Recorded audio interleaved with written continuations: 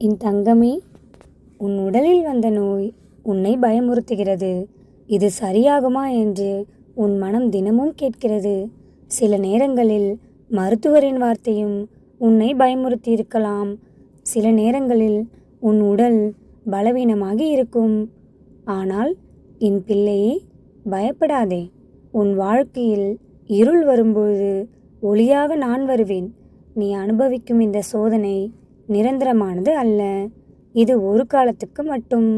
உன் மனதில் நம்பிக்கை இருந்தால் உன் உடலும் மெதுவாக வலிமை பெற ஆரம்பிக்கும்.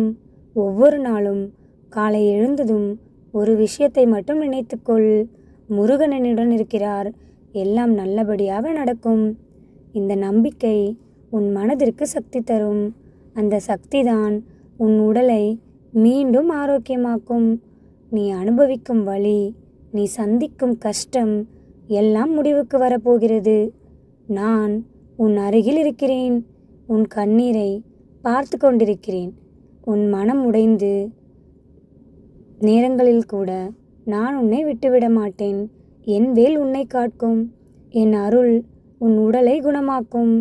இப்பொழுது நீ அனுபவிக்கும் நோய் ஒரு நாள் உன் நினைவாக மாறிவிடும். அந்த நாளில் நீ திரும்பி பார்த்து இந்த கஷ்டத்தையும் முருகன் கடக்க வைத்தார் என்று சொல்லுவாய். ஆகையால் என் பிள்ளையே, நம்பிக்கையை விடாதே.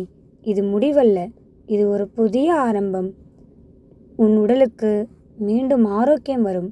உன் வீட்டில் மீண்டும் சிரிப்பு வரும். நம்பிக்கையோடு இரு, நல்லதே நடக்கும்.